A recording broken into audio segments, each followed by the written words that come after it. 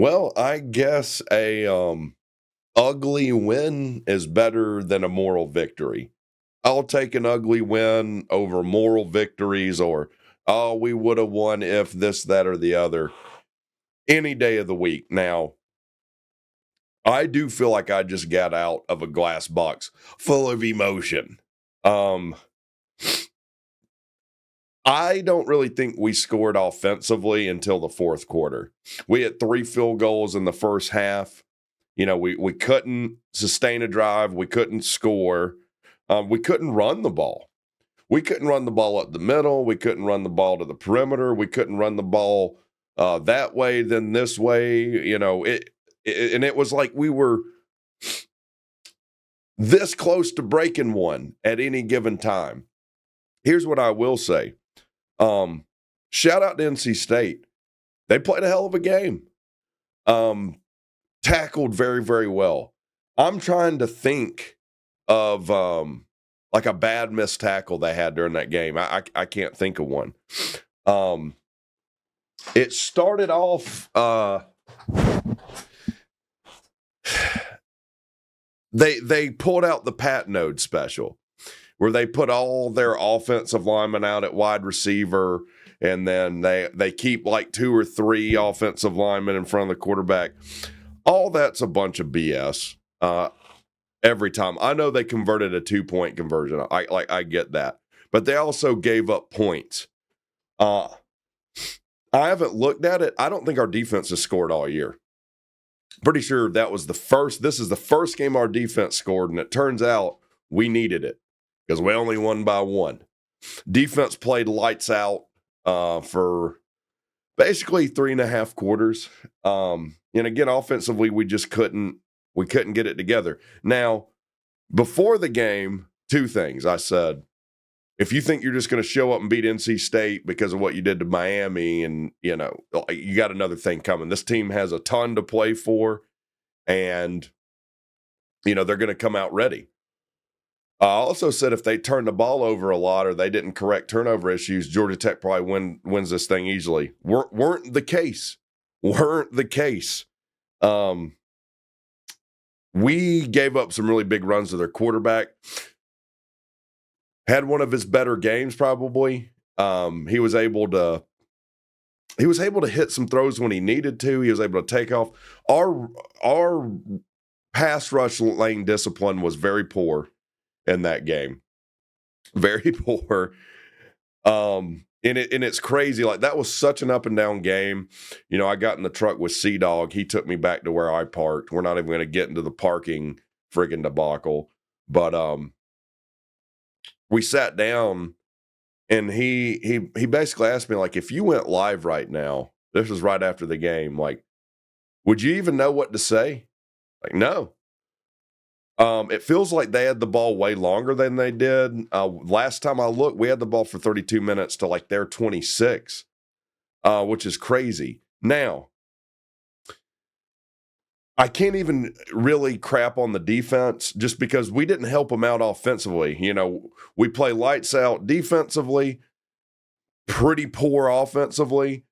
Then we start moving the ball offensively, scoring, play pretty poor defensively. And really, the defense scored 2 touchdowns, if we're honest. Like, Romello Height, interception at defensive end, runs it down to the 2. That, to me, that's basically a defensive touchdown. Now, shout out to Haynes King. I don't think the entire NC State defense knew that he had the ball on that read option. Also, it seems like Haynes King is worse as far as injury. He's 2 or 3 steps slower, and it just seems like the injury is worse to the point that I don't know if he'll play against Georgia now, just based on what I saw in this game. If he looked like that after he had a bye week, just gimped up, I just don't think we're going to see him against Georgia. On the other end, man, Aaron Philo's a player. Aaron Philo's a player. In my opinion, in this game, really only made one bad decision. And look, I get that the interception he threw, and this was the thing, like we get inside the 5, We've probably had 3 or 4 times we've been inside the 5 and come up with no points this year. I can think of like twice, maybe 2 or 3 against Louisville. One in this game. He's rolling out to his right. I don't even like the choice to throw there. There's a few times I don't like the choice to throw when we're in a 3rd and short. But rolling out to his right, he probably should just throw it away or take off running and get what he can. He makes a decision to throw across his body, across the middle, which if you've watched WreckTalk for any length of time, you're asking for trouble when you throw across your body over the middle. You're just asking for trouble. You're kind of trying to play superhero ball there. And Singleton did get his hands on it, but he wasn't expecting it. I'm sure he was expecting Philo to take off running because you don't need to throw across your body like that. So we turn it over there. Other than that, man, he hit some big throws. A lot of true freshmen in this game. NC State starting a freshman quarterback. Georgia Tech is basically starting a freshman quarterback. It seemed like Aaron Philo probably took 85% of the snaps in that game. He played the majority of the game. Him to Bailey Stockton, true freshman to true freshman. We also had some big drops. There was a touchdown dropped by Avery Boyd. And really, Avery Boyd has dropped 2 balls this year that should have been touchdowns. One against Virginia Tech that ended up being a pick. And that ball hit him in the hands right in the center of the 0 on his 9 in his jersey. And, I'm not one to crap on players, but that is how you get beat when you don't take advantage of opportunities. Because he beat his guy at tight end. This big, bulky tight end beats a guy. And this is what's cool when you watch a game live at the stadium. This is why you'll see Lane Kiffin throw up the touchdown early. And you're like, how did he know that? You can see the minute he gets a step of separation from someone across the middle and there's no one back.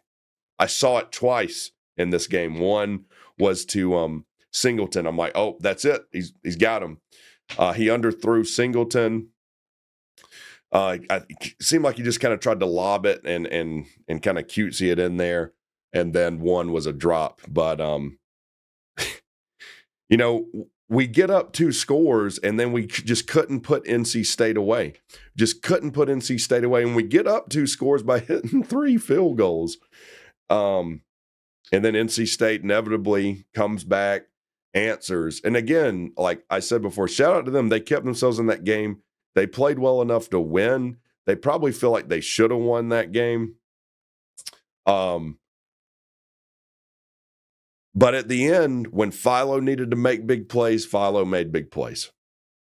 They're not respecting his ability to run at all. When he runs in there, touchdown. And it was really a piss poor effort at a tackle by the NC State defender. Just kind of throws his shoulder in him. Philo scores. We go crazy. We're like, oh my God. Because NC State goes up 6. They convert an extra point with that muddle huddle BS. That way, if we miss the extra point, it's just a tie. I mean, it was a smart decision by Doran there. And then we drive down the field from the 25. So we drive, 75 yards down the field, score with like a minute and 20 seconds left or something. We don't even have to burn our final timeout. We get to ice the kicker with that last timeout. Who knows? Maybe that was the difference. Probably not, but it could have been. We got to save that timeout. So you're like, all right, we got it won. We went from, I felt like NC State, when they went ahead with a minute 20, probably had like a 75% chance of winning just because our offense hadn't played well that, up to that point. Then they hit a big throw to bring them probably within 5 yards of field goal range. And if they would have got another 5 yards, if they would have completed that pass, they probably do complete that game afterward. Try a 58-yard field goal. Yeah, I thought he hit it. From where I'm sitting around the 50, 39 rows up, it looked like he hit it. He couldn't have missed it by much. It wasn't a pretty kick. He just line drive that son of a bitch in there. It looked like. I'm like looking at the revel. What's the signal? I see the student section going crazy. And we end up winning that game. Gets us to 7. First time undefeated at Bobby Dodd since 1999. Clean sweep of the state of North Carolina. We've beat Duke. We've beat North Carolina, which was by this much, by a Georgia fan's penis length. You beat North Carolina, and you do the same with NC State. But the important things is you win them. You get to 7 wins. You improve. You did have recruits there. You know, the point is, and I think they said it on the radio broadcast, I mean, we have not been in a place where we win those games. We lose those games before today. In fact, we probably lose that game earlier in the season, right? And we have lost games like that earlier in the season. So, shout out to Key and staff. We did what we had to do to get a win. And if it came on a missed field goal, it still goes down as a win, the same as blowing them out 222-0, right? So I couldn't be prouder of these kids. Shout out to all the seniors. Last game on the flats, and you get to go out with a W. Get to go out with a W.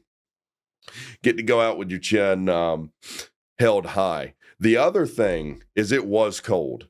It was really cold. And just to map through my day today, I had Waffle House early this morning. That did not sit well with me for whatever reason. Then I get there, I get off work early, I get to Sports Center. I probably walked 5 miles today, walking around to try and see everybody. I have a Frosted O, which is just concentrated high fructose corn syrup. And then, on the way up with Sea Dog, I have a small hot chocolate. And then we had a large hot chocolate. I mean, this hot chocolate was huge we got in the game.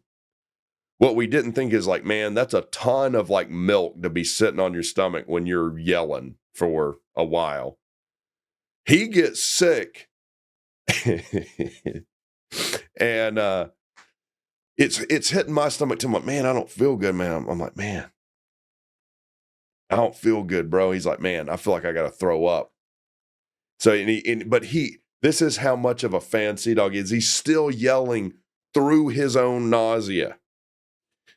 And then he just looked at me. He's like, I gotta go. I gotta throw up.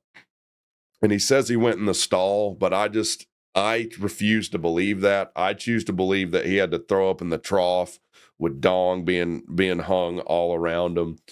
But he still came back, and cheered us on. Shout out to Mojo Productions. He was there, Joe Gilbert. He, came over and sat with us near the end, rooted us on.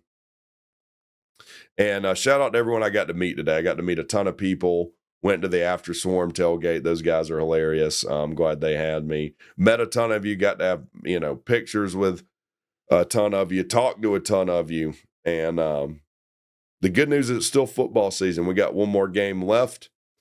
I'm sure Georgia looks at this game and thinks they're just going to steamroll over us in Athens. Maybe they do, but for whatever reason, Georgia Tech's kind of up and down. They seem to play down to whoever and up to whoever. So who knows what could happen? We could get to 8 wins with a bowl. We could, shock the world and beat Georgia, get to 8 wins. Who knows what happens? All I can say is shout out to these kids. Shout out to Philo. A hell of a game by a young kid there that was playing high school ball last year. Even Bailey Stockton, came up with some big catches. So I'm going to get to bed. It's going to take me a while to process this. This was one of the most emotionally tumultuous games I've been a part of. In fact, when they scored the go-ahead, I got so mad. I raised up and I smacked the bench as hard as I could beside me. I got so mad. And everyone around me, they thought like a bomb went off or something. I must have smacked the hell out of it. They're like, what was that? Oh, my God. And then the guy in front of me, he knew the situation. He just said, yeah, that guy's pissed. And they knew, you just need to leave me alone for a second. All right. I'm sorry that I can't control my emotions when we're getting beat by NC State. We shouldn't be. So good news is we won. Comment below. I'll probably do another video recapping it. This is just my initial thoughts. Go Jackets, man. We got 7 wins. You can't tell me nothing now. We're on the way up. Y'all have a good one.